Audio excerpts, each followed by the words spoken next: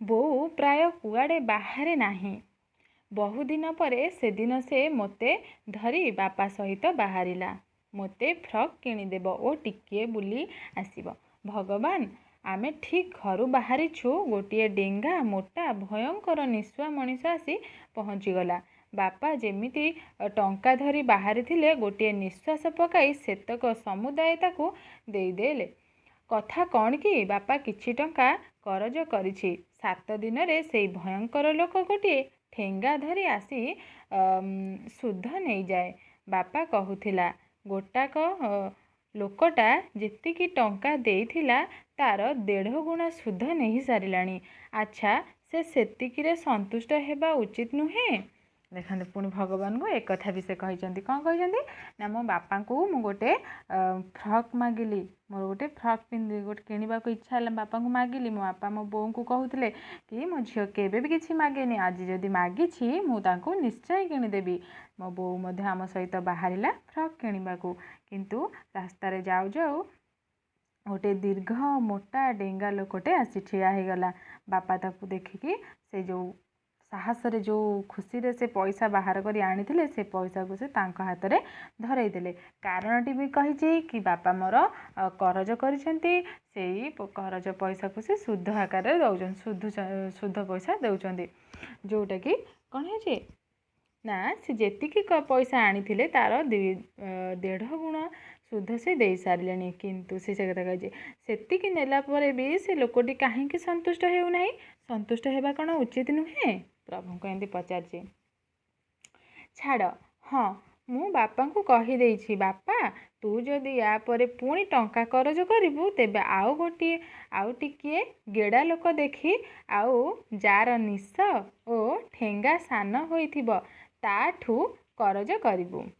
ଦେଖନ୍ତୁ, ମୁଁ କ'ଣ କହିଛି, ଛୋଟ ପିଲା ତା ମନରେ ଯାହା ଆସିଛି ସେ ଭଗବାନଙ୍କୁ ସବୁ କଥା ଜଣେଇଛି କି ମୁଁ ବାପାଙ୍କୁ କହିଦେଇଛି, ଯଦି ବାପା ତୁମେ କରଜ କରିବ ତାହେଲେ କ'ଣ କରିବୁ ନା, ଟିକେ ଗେଡ଼ା ଲୋକ ଦେଖିକି, ଆଉ ଯାର ନିଶ ଓ ଠେଙ୍ଗା ସାନ ହୋଇଥିବ।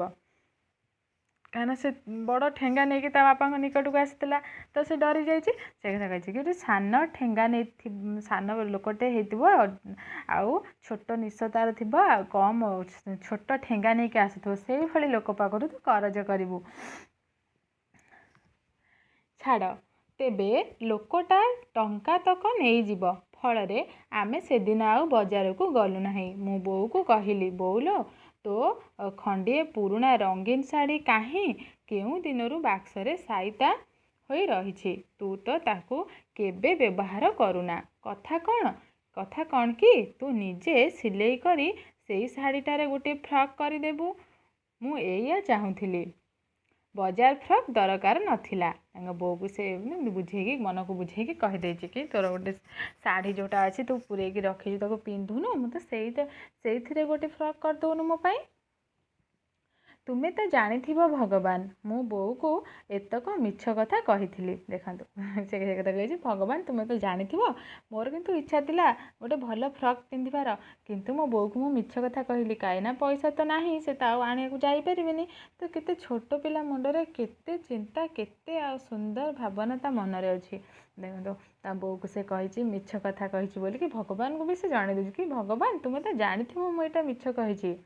ଆମ ସାହି ବଜାରରେ ମୁଁ ଗୋଟିଏ ରଙ୍ଗୀନ ଫ୍ରକ୍ ଦେଖିଥିଲି, ଆଉ ସେଇଟା ପିନ୍ଧିବାକୁ ମନ ବଳାଇଥିଲା। ଦେଖନ୍ତୁ, ସେଇ ବଜାରରେ ସେ ଦେଖିଛି ଗୋଟେ ରଙ୍ଗୀନ ସୁନ୍ଦର ଫ୍ରକ୍ ଦେଖିକି ତା ମନଟି ଇଚ୍ଛା ହେଇଥିଲା ସେଇ ଫ୍ରକ୍ଟି ପିନ୍ଧିବାକୁ, କିନ୍ତୁ ସେ ପିନ୍ଧି ପାରିଲାନି। ବୋଉ ସେଦିନ ସନ୍ଧ୍ୟାରେ ମୋ ପାଇଁ ତା ଶାଢ଼ୀରେ ଫ୍ରକ୍ ତିଆରି କରିବାକୁ ବସିଲା, କିନ୍ତୁ ମୁଁ ଦେଖିଲି ସେ କାନ୍ଦୁଛି। ଦେଖନ୍ତୁ, ବୋଉକୁ ଆଜି ଯାଏ ଆଉ ମାତ୍ର ଥରେ ମୁଁ କାନ୍ଦିବାର ଦେଖିଛି। ଯେଉଁଥର ବାପା ଜ୍ୱରରେ ପଡ଼ିଥିଲେ।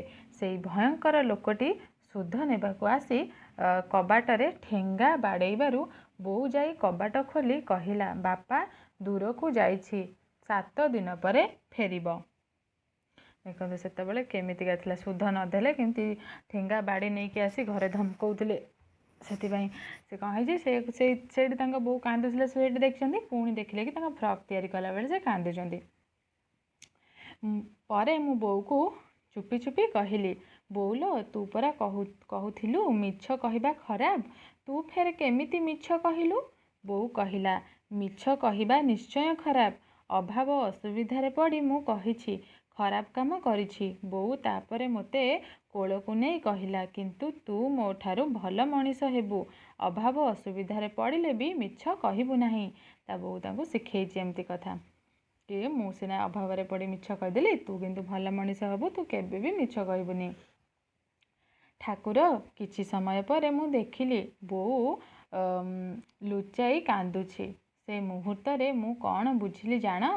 ମୋ ବୋଉ ମିଛ କହିଥାଇପାରେ, ସେ କିନ୍ତୁ ମିଛେଇ ନୁହେଁ। ସାରା ପୃଥିବୀ ମିଥ୍ୟାବାଦୀ ହୋଇପାରେ, ମୋ ବୋଉ କିନ୍ତୁ ନୁହେଁ। ସେ ସାରା ପୃଥିବୀ ଉପରେ।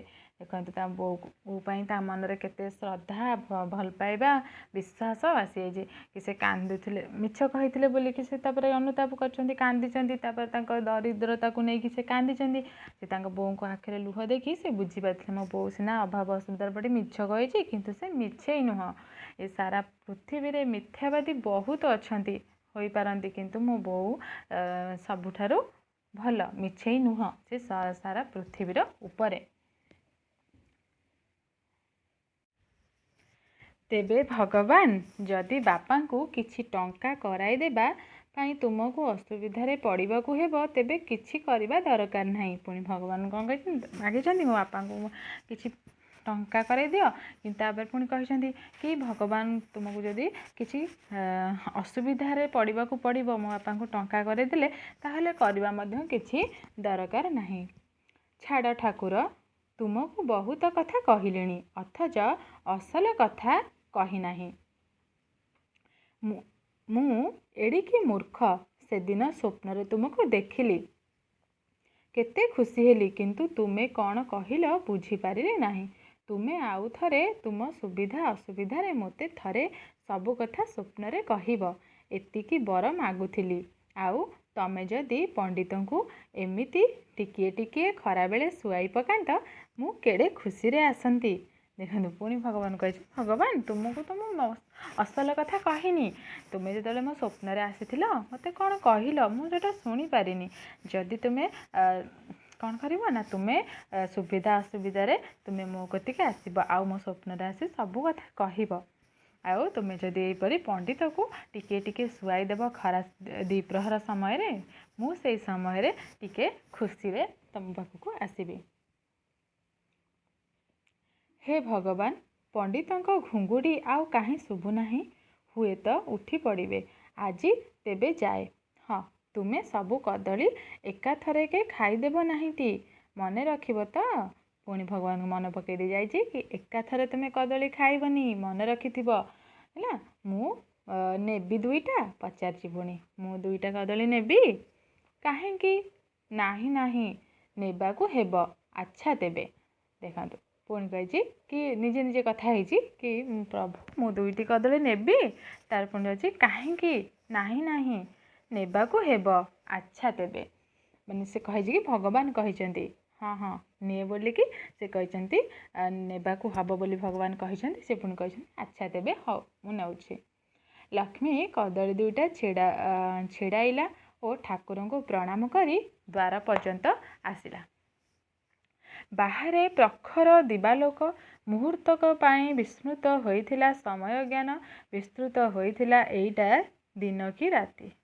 ହେଲା, ବାହାରେ କ'ଣ ହେଇଛି ନା ପ୍ରଖର ଦିବାଲୋକ ହୋଇଥିଲା ଏଇଟା ଦିନ କି ରାତି। ହେଲା, ବାହାରେ କ'ଣ ହେଇଛି ନା ପ୍ରଖର ଦିବାଲୋକ। ସେତେବେଳେ କ'ଣ ହେଇଛି, ହଠାତ୍ ଏକ ପ୍ରଚଣ୍ଡ କଣ୍ଠ ତାକୁ ହତଚକିତ କଲା। ଦିନ ଦ୍ୱିପ୍ରହରରେ ଠାକୁରଙ୍କ ପାଖରୁ ଚୋରି, ଏଡ଼େ ସାହସ!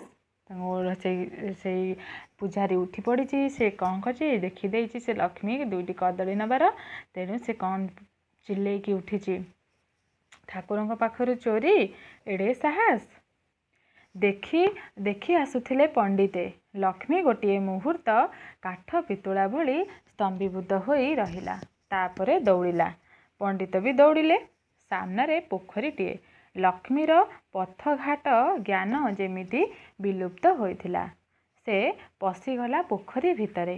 पंडितଙ୍କ कंठ शुणी ओ तांकु धावमान अवस्था देखि जमी आसिले लोके 5, 10, 15, 20 है।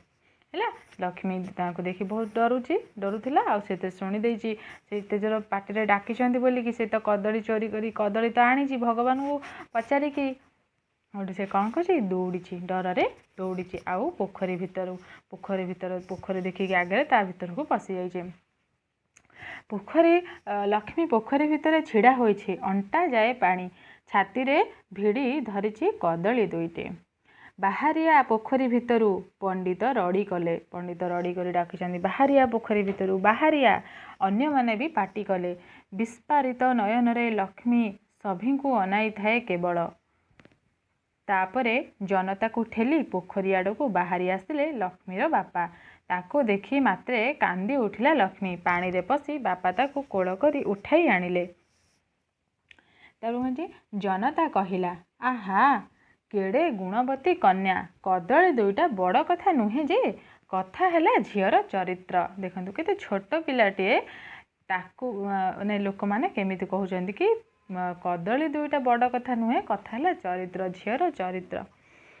दिन 2 पहरे एडिकी साहस बापरे लोकंक कथा देखुचंती ना केमिति छोट झीटे भगवान कौन खाऊचंती कदली भगवान को पाखर छुआटे नहीं आसी बोलिकी लोक मैंने केते कथा कहउचंती कि दिन 2 प्रहरे बापरे केड़े साहस ना कदली दुईटी लक्ष्मी हाथरू नहीं बापा पंडित को धरई देले ओ निर्बाक भावरे झील को कांधरे पकाई धीरे धीरे घर को फेरिले। बापा से कदली दुईटी को लक्ष्मी हाथरू नहीं गले नहीं कि से पंडित हाथ में धरई देले। लक्ष्मी आउ कथा कही नाही संध्या को आसिला प्रबल जर 3 दिन परे से चलीगला। देखो लक्ष्मी तो आसला घर को से पानी रे डर बहुत भय से जर पानी रे पशिला से घर को नहीं आसिले से किसी भी कहनी से बहुत ज्वर हो गला आउ 3 दिन परे लक्ष्मी चलीगला। रविवार संध्यारे साप्ताहिक पुराण पाठ समावेश सेथर समस्तक मुहरे दियंक प्रशंसा जेउ देवता को सेमाने भरण पोषण करी रखिछंती से एडे प्रत्यक्ष देवता तांको सिंहासन पाखरु तांको आहार चोरी करी जे निस्तार नाही एहार प्रमाण से देखाई देले। देखंतु लोक माने तथापि लोक माने केते निर्मम भाव रे कथा होउछंती देखुछंती। लोक माने कोन कहउछंती ना भगवान महान भगवान प्रत्यक्ष देवता जी कि तांको आसन रु जो चोरी हेइतिला चोरी करबा को चेष्टा कराइतिला से तार कौन तांको तार शास्ति मिली बोली कि कहिसंती लक्ष्मी जो मरीगला 3 दिन रे ज्वर रे पड़िकी तार शास्ति बोली कि से लोक माने भाबुछंती। एही आलोचना रे अंश ग्रहण करुथिबा मंदिर पुनः निर्माण बेले आदायीकृत चांदार प्रचुर परिमाण आत्मसात करिथिबा स्थानीय नेता और मंदिरर विभिन्न विभागरु क्रमागत चोरी करुथिबा 2 जण सेवक लक्ष्मीर दशारे रोमांचित हेबा संगे संगे भगवान सेमानंक चोरी धरि पारिछंती कि नाही ओ धरिथिले किबा उद्देश्य रे प्रतिशोध नेउ नाहांती एहा नै अत्यंत दुश्चिंतारे पड़िथिले। देखो केड़े बड़ बड़ चोरी करिथिबा लोक माने भी सेठारे अछंती आउ एई कथा देखिकी से माने भी चिंतारे पड़ी जाइछन्ती कि भगवान तो आम चोरी धरि देथिबे आ आमको कौन पई शास्ति देउ नाहंती। देखो आ एई कदली दुईटी कदली से झीटी नहीं जाइतिला जे से तो नेइनी पुणी थरे से पंडितों को से पुणी फेरेई भी देइथिले तांको बापा आनिकी सेथिरे भी से झीटी को यदि मृत्युदंड भगवान देदेले ताहले आमको काहेकि दौनाते बोले से माने चिंतारे पड़ी जाइछन्ती। फलरे दियंकर प्रचुर प्रशंसा करुथिले सेमाने दिय दिसुछंती बोली आशा करुथिले।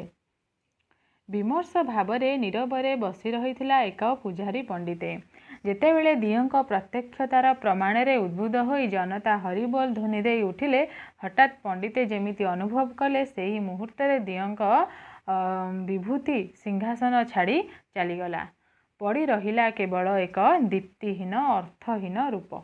देखो से गोटे पंडित थिले जे कि से बसी रही पूजारी पंडित से निर्भीक भाव से बसिकी रही दियं को प्रत्यक्ष भाव से देखुले कि दियंकर प्रकृत कौन यहाँ प्रत्यक्ष प्रमाण कि भगवान दुआरे जे दंड करे जे पाप करे से तार दंड पाए सेटा को निरुखुले किंतु जो जनता हरिबोल शुणिले भगवान प्रत्यक्ष प्रमाण देखिक हरिबोल शुणिले मिछरे भाविकी से कौन कर भगवान से आस्थान छाड़ी चली जाइए केवल से पड़ी रही कौन ना से अर्थहीन रूप टिकक ए कौन पंडिते तुम देहरे तो खई फुटब जड़े सेवक तांको स्पर्श करी मंतव्य देले से पंडित देहरे जने स्पर्श करके मंतव्य देले ए पंडिते तुम शरीर एते उत्ताप जे ताथे तो खई फुटब बोलिकी कहिसंदी। जीवनर अवशिष्ट कई दिन पंडिते नीरवरे एतिकी प्रार्थना करुथिले प्रभु परजन्म रे ए पापिष्ट जेन्हे जीवाहीन होई भूमिष्ठ हेउ। देखंतु से पंडित निजे निजे अनुताप कर जानी देइचंदी प्रकृत सत कथाटी कौन से कौन करचंदी निजे पाप करचंदी बोलिकी निज पाप निज पाटी रे से पाप कथा उच्चारण करिसंती से छोट निरीह झीटी पाई से जानी पारचंती निजे अनुताप करचंती आ सेथिपाई से कौन कहिसंती जीवनर अवशिष्ट कई दिन जेतिकी दिन से बंची पंडित नीरवरे एतिकी प्रार्थना करथिले जेतिकी दिन से पंडित बंची थिले से पर्यंत से नीरवरे प्रार्थना करचंती कौन ना परजन्म रे जेमिति ए पापिष्ट क्या कहिसंती से निजो कहिसंती पंडित को निजो को कहिसंती कि ए पापिष्ट जेन्हे जीवाहीन होई भूमिष्ठ हो माने एते बड़ भूल कथा को से कहिसंती आ प्रश्रय देइचंती जोथिपाई कि से निजे को निजे कहिसंती भगवान को दंड देवा पाई कि मते जीवाहीन होइकी मते दंड देवे बोलिकी से कहिसंती जीवाहीन करिकी जन्म देवा पाई भगवान को से प्रार्थना करुचंती नेति है ना। ये सुंदर गल्पटी मनोज दासकर जदि आपण मानक गल्पटी भल